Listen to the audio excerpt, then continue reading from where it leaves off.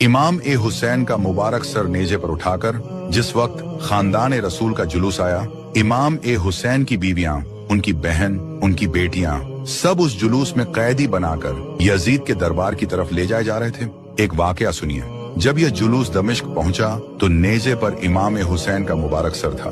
पूरे दमिश्क में यह खबर फैल चुकी थी कि करबला से लुटा हुआ काफिला आ रहा है। इस मंजर को देखने के लिए लोगों की बड़ी तादाद जमा थी। उसी मजमे में रसूलुल्लाह सल्लल्लाहु अलैहि वसल्लम के एक बुजुर्ग सहाबी भी मौजूद थे।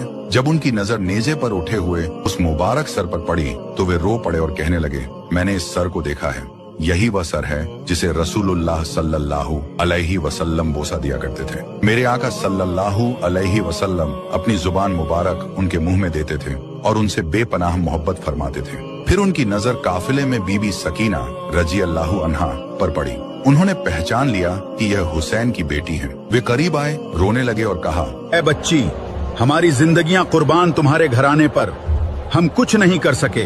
जालिमों की हुकूमत ने तुम्हारे बाबा को शहीद कर दिया। बच्ची, अगर कोई हाजत हो तो बताओ। भूखे प्यासे कैदी आए थे, वे अपनी कितनी ही जरूरतें बता सकते थे। बीबी सकीना रजी अल्लाहु अन्हा ने पूछा, नाना जान के सहाबी हैं? हाँ, मैं रसूलुल्लाह का गुलाम हूँ। मेरे नाना जान के सहाबी, ये मेरे बाबा जान का जो सर है इसे थोड़ा आगे बढ़ा दिया जाए। ऐसी ख्वाहिश तुम्हारी क्यों है? बात ये है, इस कटे हुए सर को देखने के लिए जो लोग आ रहे हैं, उस सर को देखते देखते हमारी इज्जतों पर भी नजर कर रहे हैं। हमारे पर्दे का ख्याल करते हुए मैं ये चाहती हूँ कि सर को आगे ले जाया जाए, ताकि लोग सर को देखने में मशरूफ रहें और हमारे पर्दे की पाबंदी हो सके।